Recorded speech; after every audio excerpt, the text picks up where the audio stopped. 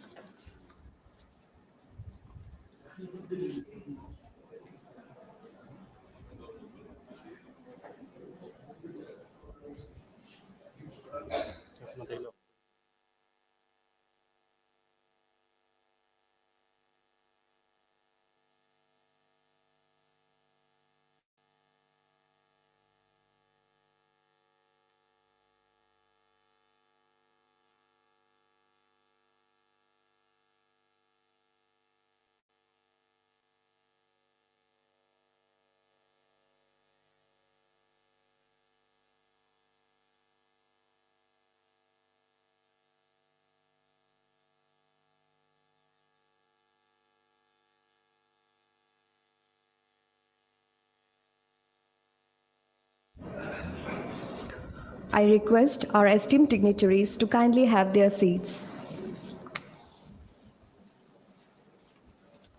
Let this light be a symbol of wisdom, learning, and enlightenment. We are honored to have with us as our chief guest, respected Shri K.S. Gopinath Narayan Sir, who is an Indian Audit and Accounts Service IA and AS officer of 1996 batch. He assumed charge as Accountant General Assam in 2022. Prior to joining as Accountant General Assam, he has held various assignments in India and abroad, including in the office of the CAG of India and as a professor in the National Institute of Financial Management, Faridabad, where he taught audit, statistics, and data analytics. Immediately before assumption of charge as the Accountant General Assam, he served as Accountant General Audit Assam. He assumed additional charge as Director General of Audit, Northeast Frontier Railway, Maligaon from 2023. I now request our Honorable Vice Chancellor Sir to kindly felicitate our chief guest as a token of our respect and appreciation.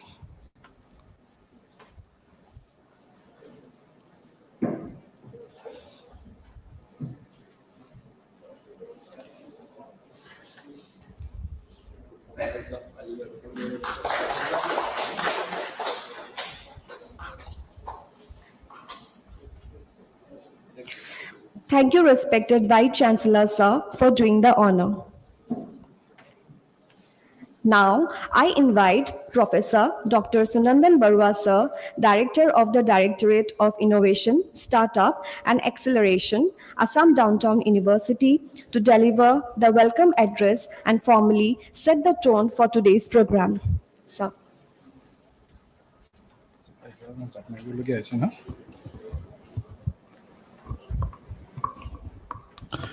Honorable Vice Chancellor, sir, Chief guest for today, Gopinath Sirji, and all other dignitaries present here, Vice Chancellor, sir, Directors, sir, and all the participants. Very warm welcome and a good morning from my side. You know, when something good is about to happen, if you have a little bit of rainfall, we call it Pushpa Vristi, it's supposed to be a very good sign. So when I woke up at 5 in the morning, and what I saw was slightly, terrifying for me at that moment, thinking about the water leveling in Guwahati. So hopefully everybody reaches here on time. And I was literally surprised when many of the participants actually arrived at 8:15 in the morning.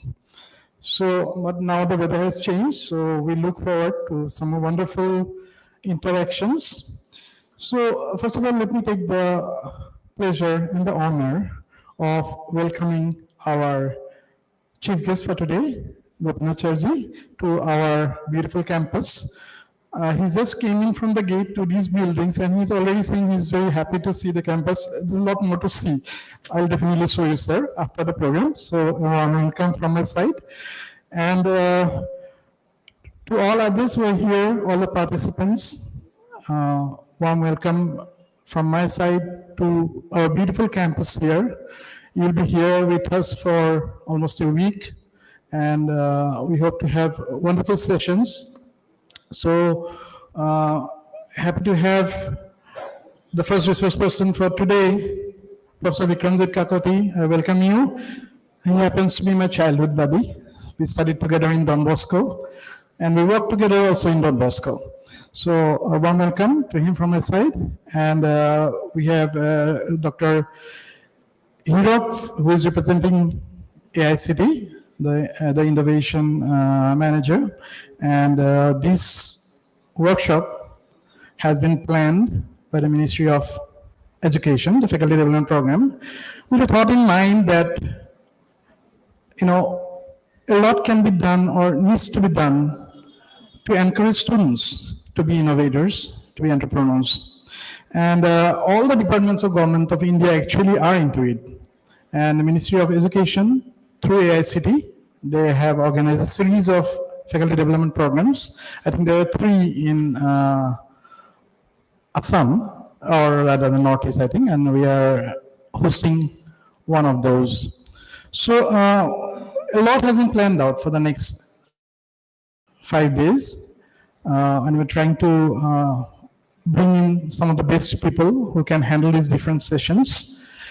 And like we say, charity starts at home. We learned it in moral science in school. Okay, and I feel now being involved in the innovation and startup ecosystem of Northeast India for many years now. I would love to say that innovation starts in educational institutions. So we need to nurture these ideas right from the beginning. When a student comes up with an idea of solving a problem, and fine if an incubator is in place. So the government of India now has realized that. Initially they started with individual incubators, and now they are shifting the incubators. Few of them are starting new incubators in higher educational institutions, mainly because the innovators are sitting there. Okay, the labs are there. The institution already has their own infrastructure.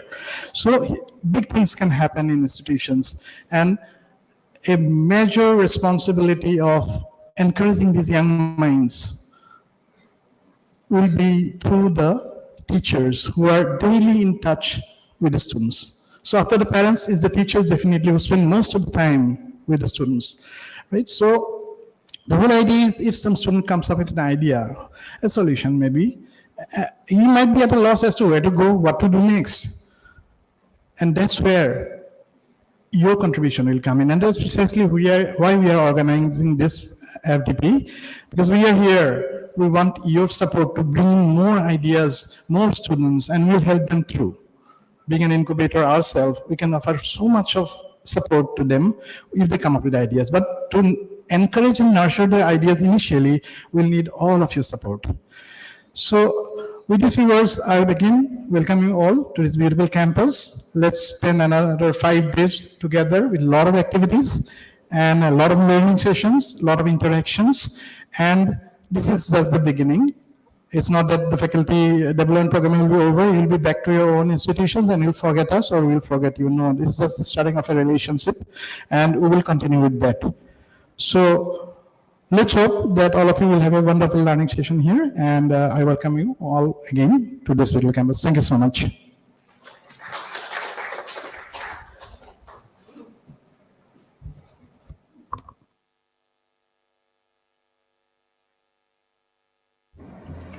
Thank you so much, sir, for the warm and thoughtful welcome.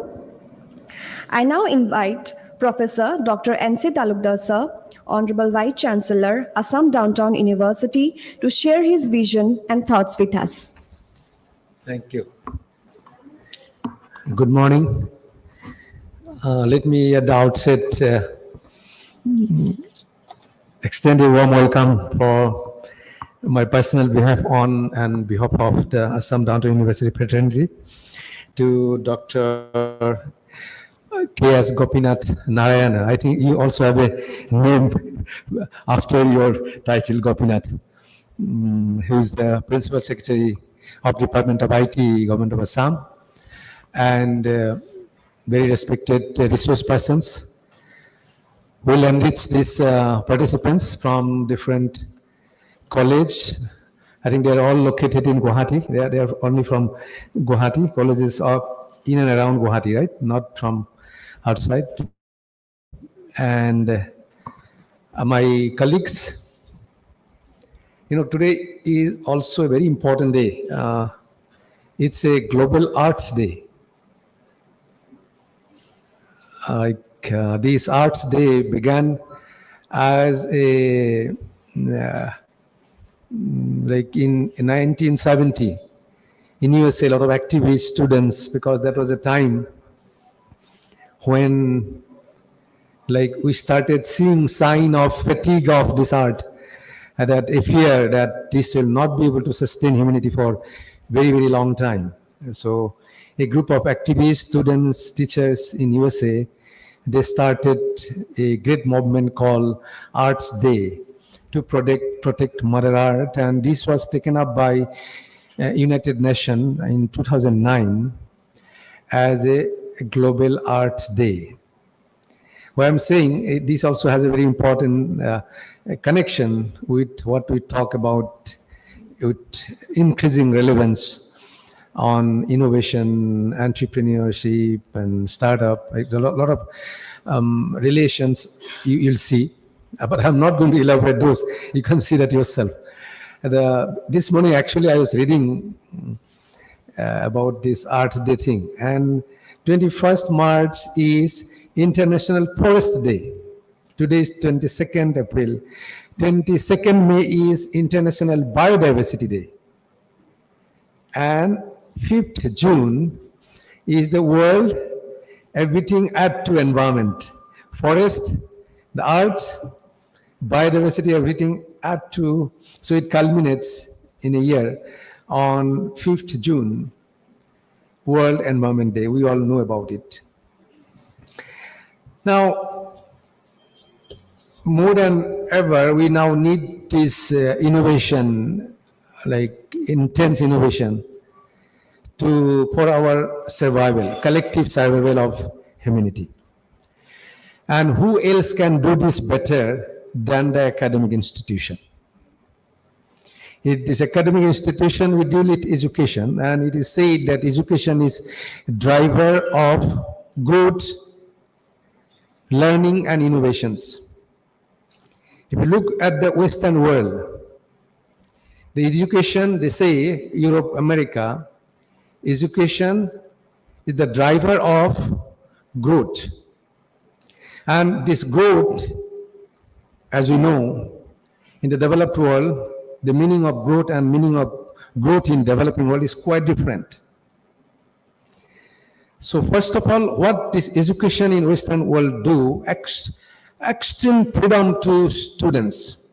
Choose your topic, play with things, like in a bachelor or master program, what they will take the combination of course will not be known in the first semester itself. So much of flexibility, they can go on adding courses as they build up their course and learning, right? So what we have been inspired, the country as a whole has been inspired, that this education system is the real driver of growth and proper learning for students and also innovation. And National Education Policy 2020 is nothing but a reflection of what is really required for growth, for learning, for innovations. And this is why we are here today. There's been a lot of emphasis on, I think in the Master of Ceremony in the beginning said that entrepreneurial mindset. The main purpose of bringing all our these respected participants from different colleges, you are teachers in different college. Now, I am Vice Chancellor of this university, spend so much of time in academics, but I am trying to rediscover myself. And education provide you that the education provides you the opportunity of self-discovery. And this self-discovery never ends. It will not end until the death of an individual. Now you are all teachers, like I was teacher, I'm still, I think myself as a teacher. For these teachers, learning must not end. 75 years after independence, the kind of education we were given, all bookish from the textbook we were taught, we tried to cram, write in exam. It was never, there's little sense in it to stimulate your thinking process or my thinking process. So we are beginning to think differently and in a collective way, all the teachers. So we all have to learn, not the teachers. Now this new education policy, we are all trained in old education policy. How can you impart knowledge to students? How you can educate students and a new education policy? So we ourselves have to do a lot of learning. And this happens only in education. So when I say education is driver of growth, learning, and innovation, it's for all of us. It's not only for students. So we have to keep learning. And I think this is a part today. Like the next 5 days, I think it's a very big, long duration problem. Actually, when I heard it says 5 days to keep your stamina going for 5 days. I hope you do it, and I am sure the arrangement the organizer of this workshop has made. They'll be bringing a very experienced speaker, very experienced experts to really stimulate you, guide you, the necessity of innovation. In several fronts we need innovation. And when maybe I don't have much time to speak, 10 minutes, right? In our university itself, we are trying to build the entrepreneur mindset among the students. So every Friday, the students, maybe 10, 15 students group, they'll be sitting in a small stall, with some material. Maybe they buy certain things from market, some food items, some stationery items. So they are beginning to understand what they, all these things mean. They buy things and sell. The students, other students or teachers or staff, they earn a little bit of money. But we are just trying to give them some experience, but that's not actually entrepreneurship, or that's not innovation. Though we say last few years, India has been doing quite well in terms of, relatively speaking, we are doing quite well. But the hardcore science and innovation that can be globally competitive, that is yet to come. We need to build that ecosystem. And when AICTE is supporting us with an expectation that we build that mindset of creative thinking, bring innovations, science and discovery, bringing out products which will have global competitiveness. That's the basic essence. And I hope we justify this. Dr. Sunandan Boa and his team, you must ensure that we justify the support we have received from AICT to like be a player. I think AICT has been funding for sensitizing innovation, entrepreneurial activity around across the country. And we have been very fortunate. There are private universities are generally not favored by government agencies. Of course, AdtU is a little bit different. Even we have got like fund, research fund from government of India. I think some government university in the Northeast has not got. So that we were lucky, but we must justify our luck by really transforming all this opportunity got to the real thing for the benefit of all. With these words, thank you very much for asking me to share a few thoughts this morning. Thank you very much.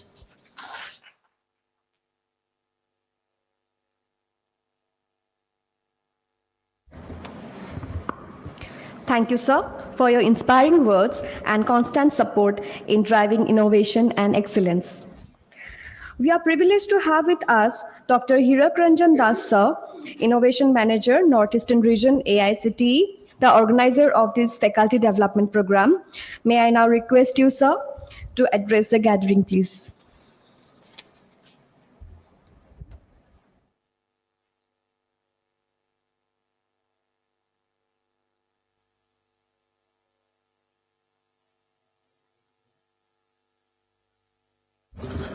Good morning, everyone present here. Most of the faculty members from different institutions. Then Sri K.S. Gopinath Narayan sir, Government of Assam. Then Honorable Vice Chancellor sir and Pro Vice Chancellor sir. Then Vikramjit Kakoti sir and hosting. This is the first actually initiative of Government of India that we are organizing faculty development program for faculties in innovation and your entrepreneurship. This is the first initiative of PMO and Director Innovation, Government of India. We are conducting around 50 FDPs all over India. So in Northeast, we are going to organize 11. So already 5 FDPs has been done in different places. So I have visited Orissa, then Jharkhand, then West Bengal, Manipur, then your Downtown University, and lastly we are going to organize in Tripura, NIT Tripura. So this is actually feedback from the students basically. So that they will get benefit from the teachers. Because what we are feedback got from students that faculties are not supporting for entrepreneurship basically.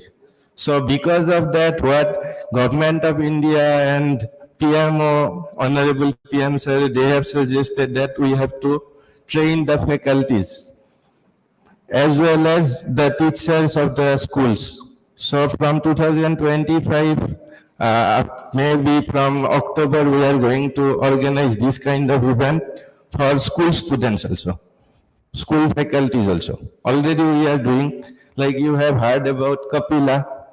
Kapila, have you heard?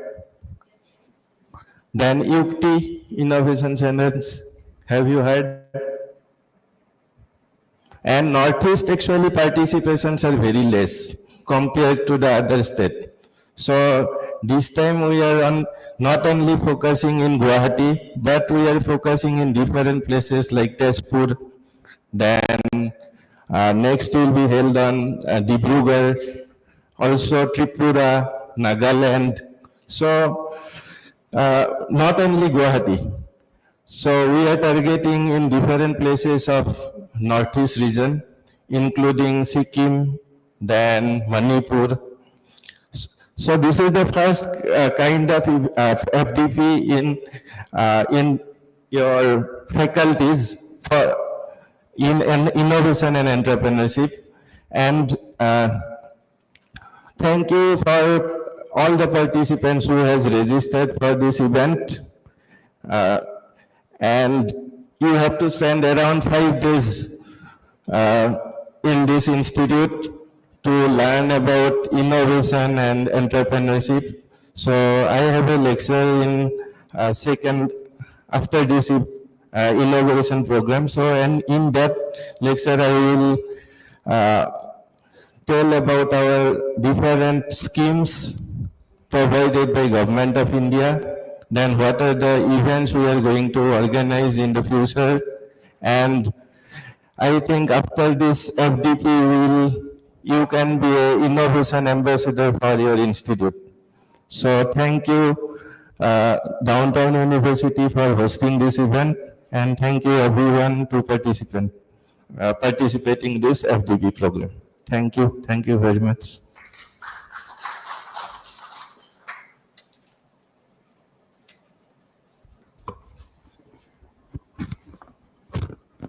Thank you so much, sir, for highlighting AICT's commitment to innovation and entrepreneurship in higher education.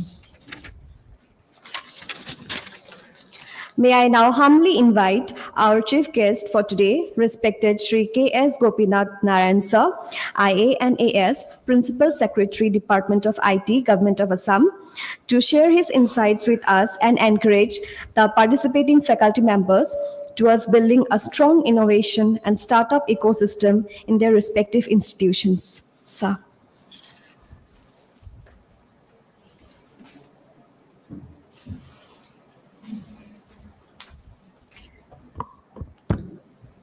Good morning to everyone. I thank the Vice Chancellor and Professor Barwa for inviting me here. It is a privilege to be present before a group of people who have been tasked with something as important as entrepreneurship and innovation. Matter of fact, the whole journey itself begins with recognizing that AICT, as Dr. has said here, has itself started on the innovation path, isn't it? They're saying this is the first time that a program on innovation and entrepreneurship is being done. So this itself is kind of an innovation, a realization that things cannot continue in the same manner, as before. And it was very interesting insight that you shared, that right from our PMO itself, the directive coming in, that the students are somehow saying that the faculty is not really permitting, So we need to make the faculty also think a bit differently, think a bit more innovatively. That's a very interesting thought. I'm reminded of, I've read so many things and you're thinking of what is the right message. And I'm reminded of even Bill Gates, and going further down from Bill Gates to even somebody like Peter Thiel, who are all classic innovators, who are saying, don't go to college. Matter of fact, I believe Peter Thiel had actually said that if you drop out, I'm going to give you some money. So the idea was that entrepreneurship is something that a young mind would have somehow arrived at and would have thought that the standard way of teaching, going to a university and being taught is possibly not the smartest way to use your time. And that's why they say Bill Gates was a dropout. I believe he must have been. And he's founded one of the largest companies. And you have innovators like Peter Thiel. Once again, I love this quote of his that I came across sometime. Ask someone, what is your plan? Your 10-year plan. What do you want to do in 10 years? And then ask the next question, okay, I heard you. How do you do that in 6 months' time? So this is a very different kind of a mindset that needs to be had. And somewhere this has to be channeled through all of you who are sitting here. You've been given the unenviable task of lighting that fire or that fuse among children, where one side they're actually being told that don't go to college. I mean, if you want to be an innovator, don't even come and take any lessons from old guys, old people and professors, etc. Start innovating immediately. Yet, this is your task. You're going to somehow encourage them to possibly lead your lecture and start your company on their own, just walk away sooner. So how do you do that? You're here for 5 days. Now, 5 days is a structure. And I was looking at the content that Professor Barwa had said, there's a lot of stuff that is there. So what can I share that would be of some value to you. And I came here because this whole area of course, apart from the love of Professor Barua, this whole area of innovation and entrepreneurship, I find it extremely fascinating. I'm the principal secretary in the information technology department. As Professor Barua was saying, somewhere this whole area of innovation is so deeply tied in with technology. We believe that one of the biggest disruptors going forward is going to be technology. Okay, so that's one reason I'm here. So what is it that I can share with you that I can go back and share with the younger generation? A few words. I mean, first I would say Daniel Kahneman. I mean, that always comes to my mind. A Nobel laureate, economist. His very famous book, Thinking Fast and Slow, should be a classic read for all of us, and more so today than ever before, the way the world is changing. And one of the things that he spoke about was that the engine of capitalism. Can you think of what could be the engine of capitalism? What is it that drives capitalism? Anybody from here? I mean, that's what you got to infuse in your kids, in the younger generation. Now, I'll time out and give the answer. Kahneman spoke about how we look at risk. You know, he's great at how you think fast and slow, the systems thinking and the intuitive thinking. And he said that, frankly, anybody who's going to be an entrepreneur, an innovator, and if you start off on something, what is the probability that you will succeed? Is it high or low? Extremely low. So most of us, if we are told by someone, quit your job and do a startup, if I have to take an odds or a bet, I would say you're going to fail. And that is the most likely answer. If you go on a startup journey, you're going to fail. The probability of success is extremely low. Okay? So what Kahneman identified was that this is the engine of capitalism. The optimism bias, the feeling that I know, the feeling that you can inculcate in your kids, that you got a smart idea, go chase your dream. So this optimism, the feeling that I will succeed, is what drives capitalism as such. And that is the venture capitalist way of thinking also. Whenever a VC, and I'm sure all of us are following that Shark Tank on Sony, somehow it's very popular among a wide genre of people. And you will see the VC mode of thinking is not whether you're necessarily going to succeed. Because if a VC was thinking from that point of view, that will only invest if I see the probability of success is more than, let's say, 51%. You're never going to make money. Most VCs would think that if I fund 10 ideas, maybe 6 of them will be total duds. 2 or 3 may just about break out even. But one would be one of those investments like you invest in a Facebook and it blows up. It becomes something fantastic. So what Kahneman was saying was this optimism bias is what drives capitalism, because many people take risks. Not all of them are going to succeed. Some of them are going to fail. I mean, they were better off not having tried at all. But those who win are going to really win big. So this optimism bias is something that we got to inculcate. Not so that they do commit a professional harakiri, no. But the feeling, that the idea that you got to believe and you got to keep innovating, because that is the way the whole nation and the whole world can prosper. So that's the first idea that I wanted to take away with, that you got to inculcate that risk-taking ability among them. That you will not always win, and be very objective about it. But if you never take a chance, you're never going to go very big. So this idea of innovation, which leads to the entrepreneurial thinking, is something that we necessarily want. That's one idea that I wanted to put there. The need for speed, the way Peter Thiel is one of those innovators was saying, if you can think of a 10-year plan, ask your kids, ask those people, how can you do it in 6 months' time? Because time is going to be of essence. So can you do things fast?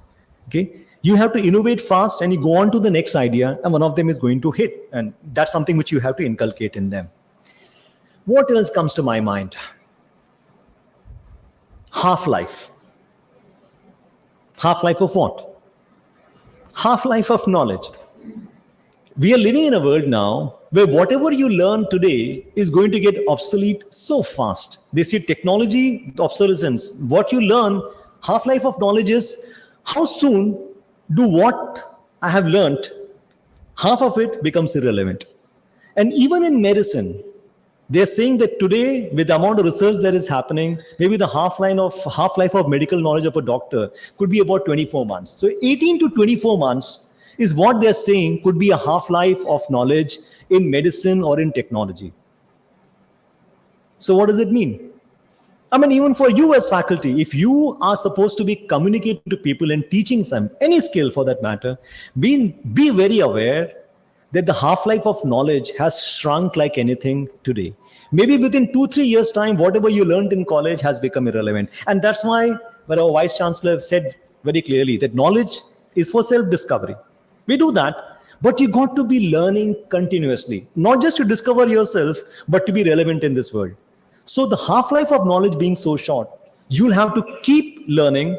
And this is another idea or another thing that you got to tell your kids, that you may have gone to a premium college, one of the top colleges, but whatever you learned there is going to be absolutely of zero relevance in two half-life cycles. Maybe in the next 3-4 years, all that you learned has become totally redundant and obsolete. So how do you continue reskilling yourself and keep learning to get better or to be relevant is going to be another key message that you got to convey to the people. What you learned is irrelevant. It's only something which you know now. Tomorrow is going to be of very little use. Another message that you got to have to convey. So if we have a half-life of knowledge which is decreasing very fast and you got to keep learning, it is once again linked to this idea of innovation and entrepreneurship also. Another thing that I want you to get them to understand very soon. If knowledge is going to be so transient, the relevance of that is going to be so transient, things are going to move so fast. Is it really possible for a person to have a career in any one field for 35 years? Now, I've worked for the government of India and now on deputation to government of Assam. I've been a civil servant all my life. How many jobs did I have? I said I graduated in 92. I worked in the private sector for 2 years, 94, and the civil services takes me to the government. And for the last almost 30 years, I've been working for the government. This is a luxury of one employer for one long lifetime is no longer going to be available to the world, to the kids in general, to this new generation. Because nothing that you know or nothing that you have, the skill or the knowledge, is going to last you for a long time. Yuval Harari, I was very impressed that he spoke about this so many years ago. I read his book, Homo Deus, man as God, Homo Deus. And in 2016, he was able to speak about how he was speaking about the AI coming in. He's very famous for his book, Sapiens. It's a classic book all of us should read. And again, a book that you can tell the young college-going students that you read Kahneman, well, read Sapiens too. But Harari spoke about with AI becoming so smart, the way things were going in 2016. Anybody can say AI is smart in 2025. But in 2016, he spoke about the idea of when man becomes like God, when intelligence is so abundant, and that's next point what I want to come. We are living in a world of abundant intelligence. He said in such a situation, what is going to be the economic worth of human beings? If AI can do so much, what is the value of people? So these are the two ideas. When you link it together, what it speaks about entrepreneurship and innovation is that nothing that you know, no skill that you have is going to see you through one lifetime. Forget a lifetime. It won't even see you through one decade. So you'll have to keep inventing yourself. That is true for you as faculty and going to be equally true for all the children who are coming, young children, condescending. So let's say all the young minds who are going to come to you to learn, to get that spark of entrepreneurship from you. So you got to inculcate in them this idea that you got to keep inventing yourself, keep learning new stuff. That's the only way you're going to be relevant. So we are all heading towards a world of a permanent gig economy. This career bureaucrat of 30 years working in one company for 25, 30 years till you retire, those days are over. So if you don't have an entrepreneurial mindset, if you don't keep innovating in one, looking at yourself as a product that you have to sell and coming up with new ideas, if you don't do that, you are going to be just standing on the wayside and hoping that very soon universal basic income comes into play. That's your only hope then. So this stark fear plus the optimism, those two things have to be combined in your message. Be afraid, be very afraid, that's one part, and be optimistic. Be very optimistic that you can go out and strike it, and you may be the next Zuckerberg or next Sam Altman, take your pick. You got to tell them this very clearly. So how do I conclude? A few things that I wanted to share, I shared with you. On a positive note, that what I can see now is that AI has come. Now, should that be a positive or a negative thing? One of the people that I admire the most intellectually is a Professor Tyler Cowen, George Mason University. Tyler Cowen. And he said on 16th of April, he said, mark that day. He said, I have seen AGI. AI or artificial general intelligence, he says, and he's one of the smartest guys that I ever heard, has arrived. And this he did when he started working with the O3 model. You know, large language models are all the rage. AI exists now as we see through the large language models. What Tyler Cowen said, I have been interacting with these models, and he's been one of those guys who has been playing with these models for a long time now. And I have also been doing your chat GPT thing since November 22 when it came out.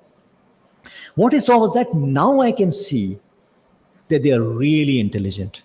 And Tyler Cowen is one of those polymathic persons. You know, he can do philosophy, he can do economics, he can do maths, he talk about cooking, he talk about travel, literature.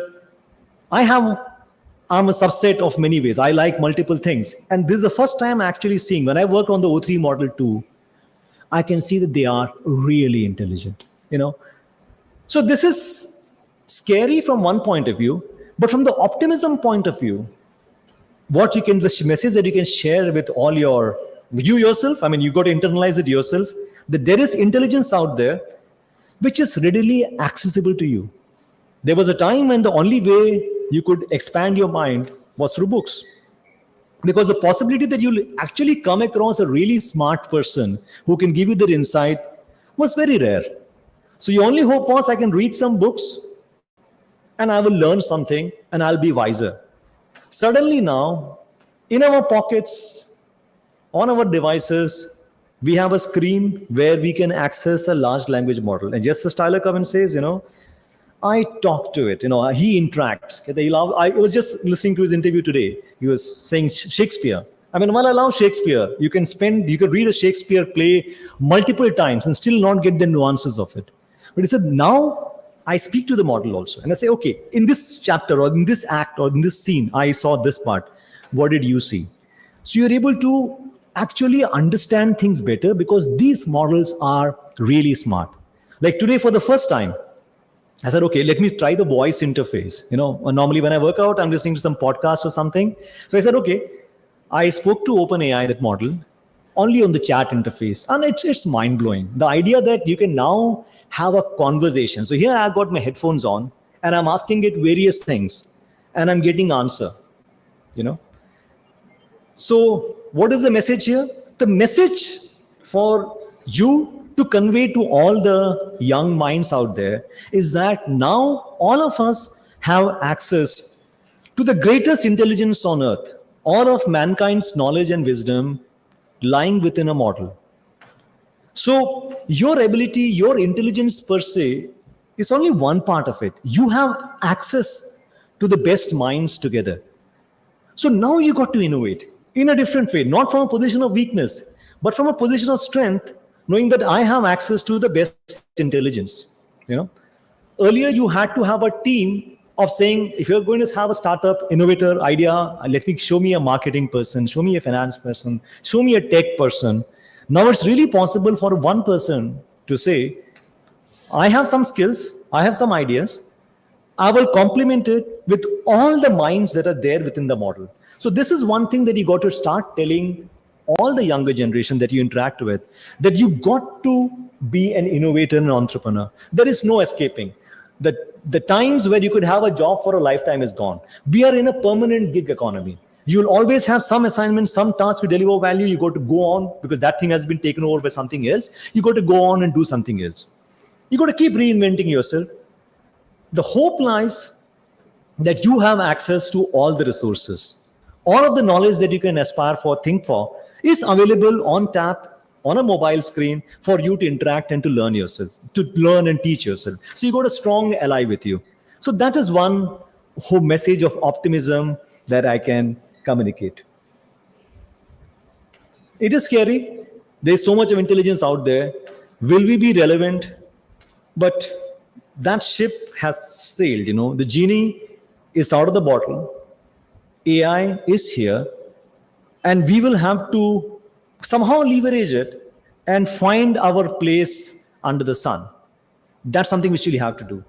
So one final thing that I can still say, one last message or idea that you can convey to all of your people who come for the innovation entrepreneurship classes. So if everybody can have access to a genius, so where is my value? And frankly, when you interact with a model, it can be intimidating. I saw the transition from 4.0, OpenAI's 4.0, to O3, which I saw for the first time today. 4.0 was still slightly differential. You'll say, oh man, this is really cool. Some ideas that you have, it's really good. Because I could question it and push it. But O3, I found it to be really smart.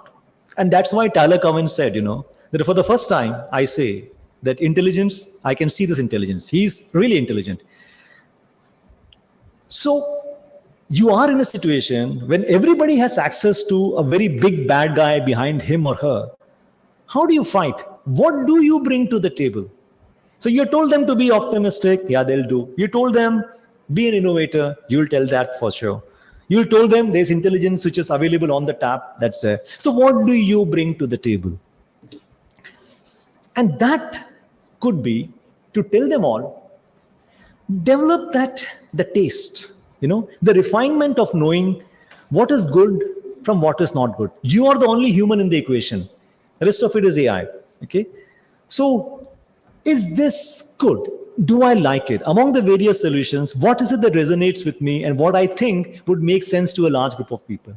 Get them to develop the idea of taste and to look for a solution that is needed by humans. I mean, that's the best that I can offer. Get them to develop an idea of what is good from what is not good. Not just in the ethical sense, but what is a solution that makes sense? What is a design that appeals to you? Because AI is still, it's an algorithm. It has learned from all of us, from all the collective wisdom of mankind. But your taste would probably be the differentiator. And that is what our generation will have to leverage to become true innovators and entrepreneurs. Thank you. I wish you all a very successful learning over the next 5 days. Okay.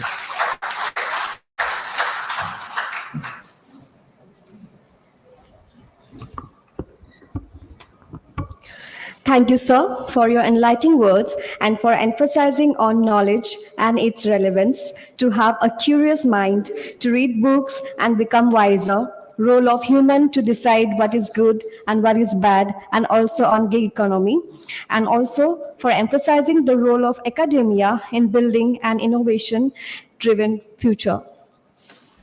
To conclude this inaugural session, I now humbly invite Mr. Pranjal Kumar Sharma, sir, Associate Director, Entrepreneurship and Incubation, Directorate of Innovation, Startup and Acceleration, Assam Downtown University, for the vote of thanks, sir.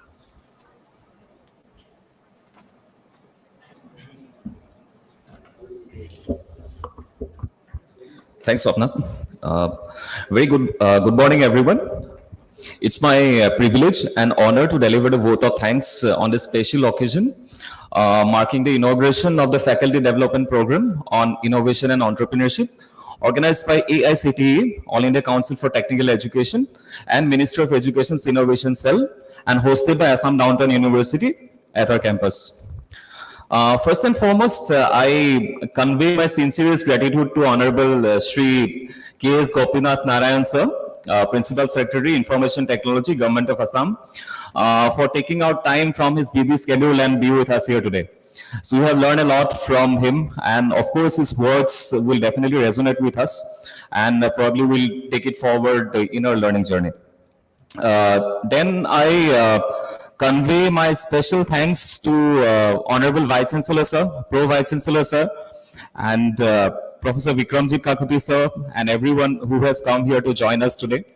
And then I sincerely thank all the participants who have come here and joined us from different institutions, different academic institutions, and the various incubators across Assam.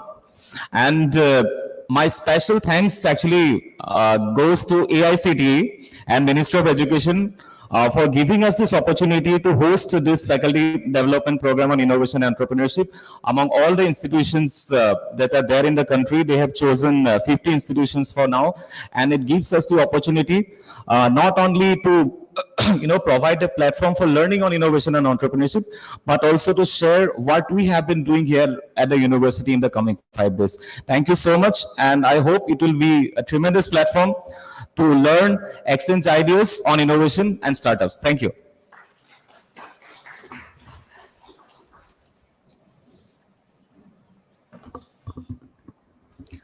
Thank you, Pranjal sir, for your kind words of gratitude and closure. With that, we officially begin this exciting journey of learning, networking, and innovation. Wishing all participants an enriching experience in this faculty development program. Have a wonderful day ahead. We warmly invite everyone to join us for tea, which is being served at Block A Faculty Corner. Sessions will start in next 15 minutes. Kindly come back by 11:20 a.m. Thank you. Have a great day ahead.